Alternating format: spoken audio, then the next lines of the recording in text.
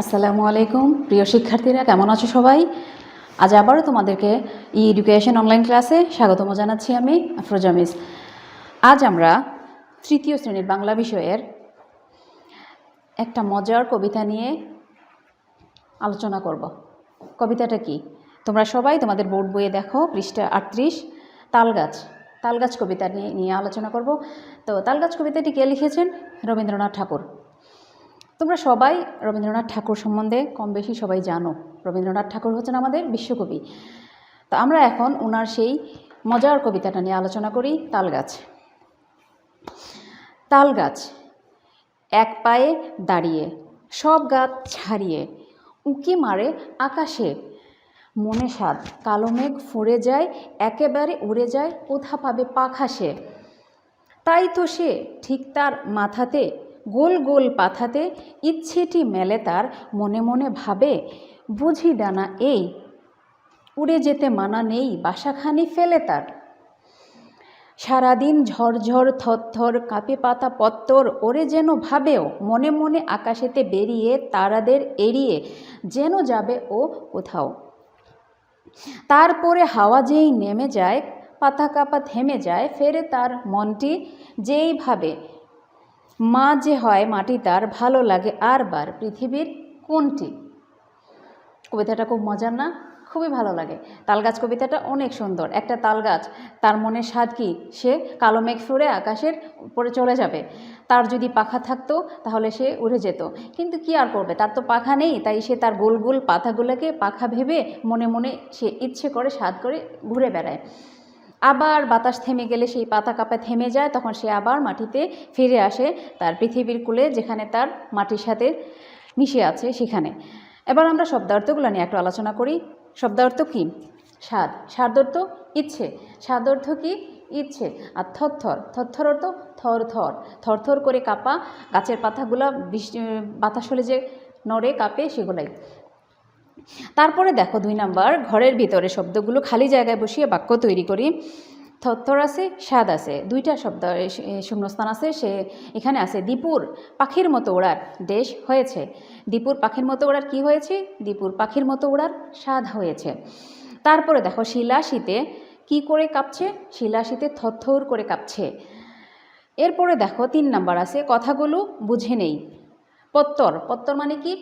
পাতা, যেটা তোমরা সবাই জানো পাতা, কিন্তু পাতাকে রবীন্দ্রনাথ ঠাকুর কি বলেছেন? পত্তর। তারপরে ফেরে, ফেরে মানে ফিরে আসে। ফেরে তার মনটি, তার ইচ্ছা বদলে যায়। ফেরে তার মনটি মানে হচ্ছে ইচ্ছাটি বদলে যাওয়া। আরবার, আরবার মানে আরেকবার, আরবার অর্থ হচ্ছে আরেকবার। আচ্ছা, এখন আমরা এই তালগাছ কবিতাটার কিছু অনুচ্ছেদ আছে যা তোমাদের বইয়ের মধ্যে, পাঠ্য বইয়ের অনুচ্ছেদে আলোকে একটা অনুচ্ছেদ নিয়ে আলোচনা করি। সেটা হচ্ছে কবিতার অংশ। দেখো, এই কবিতার প্রদত্ত অংশটুকু পড়ে 1, 2 এবং 3 নাম্বার ক্রমিক প্রশ্নের উত্তর লিখতে হবে।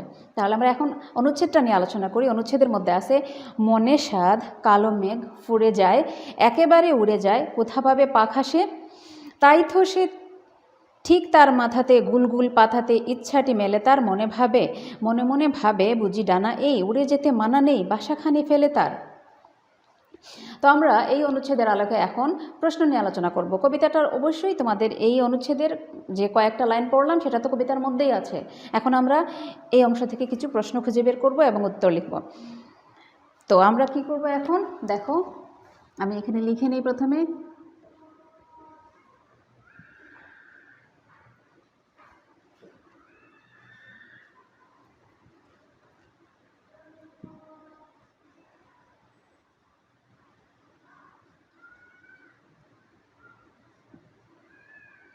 রবীন্দ্রনাথ ঠাকুর। তালগাছ কবিতাটি কে লিখেছেন? রবীন্দ্রনাথ ঠাকুর। এখন আমরা এই অনুচ্ছেদের আলোকে প্রশ্ন নিয়ে আলোচনা করি। প্রথম প্রশ্নটা, তালগাছ মনে মনে কাকে ডানা ভাবে? প্রশ্নটা লিখে ফেলি।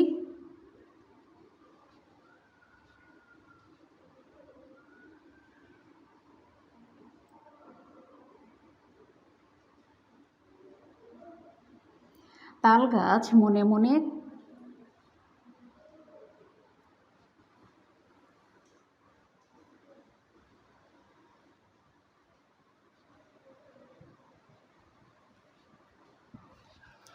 এবার বলো তোমরা সবাই, আমরা যে অনুচ্ছেদটা আলোচনা করলাম সেই অনুচ্ছেদের মধ্যেই আছে তাল গাছ মনে মনে কাকে ডানা ভাবে?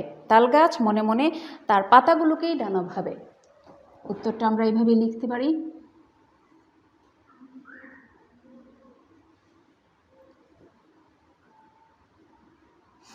তাল গাছ মনে মনে তার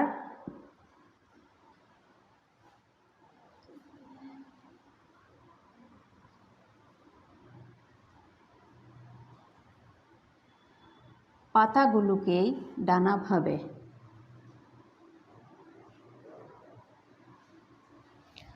হয়ে গেল আমাদের একটা প্রশ্নের উত্তর। প্রশ্নটা কি ছিল? তাল গাছ মনে মনে কাকে ডানা ভাবে? তাহলে উত্তর হচ্ছে তাল গাছ মনে মনে তার পাতাগুলোকেই ডানা ভাবে। এখন আমরা পরের প্রশ্নেতে যাই। তাল গাছ তার ইচ্ছা কিভাবে ছড়িয়ে দেয়? তাল গাছ কিভাবে তার ইচ্ছা ছড়িয়ে দেয়? এখন আমরা প্রশ্নটা আগে লিখে ফেলি।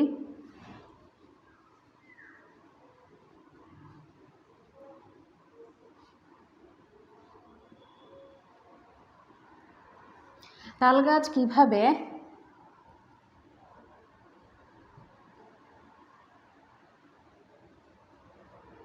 তার ইচ্ছেকে ছড়িয়ে দেয়?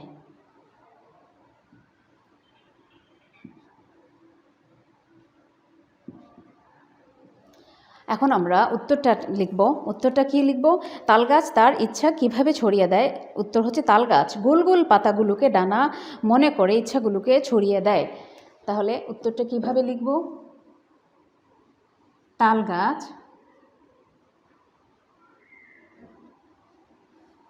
তার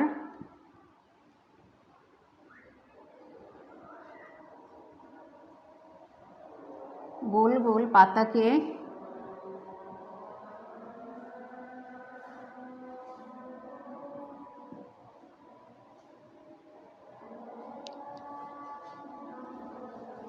গোল গোল পাতাকে ডানা মনে করে, ডানা ভেবে ইচ্ছেগুলো মেলিয়ে দেয়, ইচ্ছেগুলোকে মেলে দেয়।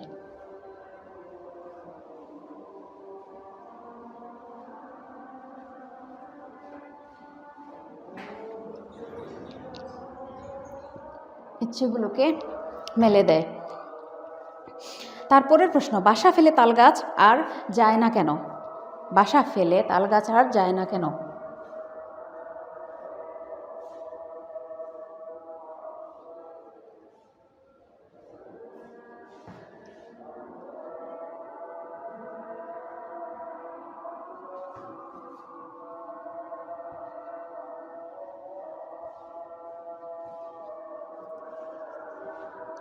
আর যায় না কেন? বাসা ফেলে তাল গাছ আর যায় না কেন? আমরা এই প্রশ্নের উত্তরে কি লিখব? হাওয়া থেমে গেলে পৃথিবীকে, লিখে ফেলি এভাবে,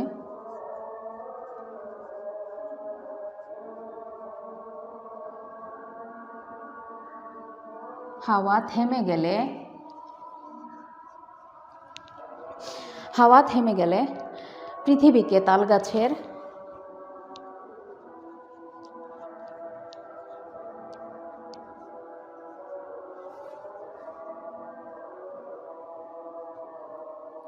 তাল গাছের আপন আপন মনে হয়।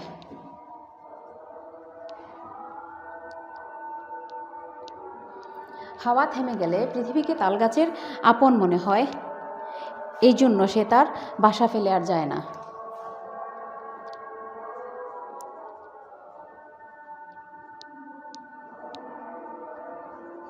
তাই সে আর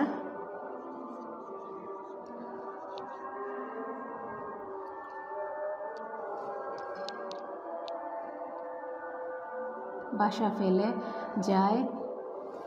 যায় না। এই হয়ে গেল আমাদের প্রশ্ন উত্তর নিয়ে আলোচনা। আজকে আমরা তালগাছ কবিতাটা নিয়ে আলোচনা করলাম, তার শব্দার্থ, শূন্যস্থান পূরণ এবং যে শব্দগুলো তোমরা নতুন শুনছো সেগুলো নিয়ে আলোচনা করলাম। তারপর আমরা একটা অনুচ্ছেদের আলোকে 3টা প্রশ্ন উত্তর বোর্ডে লিখিয়ে দিলাম তোমাদের। তো আশা করি তোমাদের ক্লাসটা ভালো লেগেছে। আমরা আগামী ক্লাসে তাল গাছের পরে অন্য পাঠ নিয়ে আলোচনা করব। ততক্ষণ পর্যন্ত ভালো থাকো সবাই। আল্লাহ হাফেজ।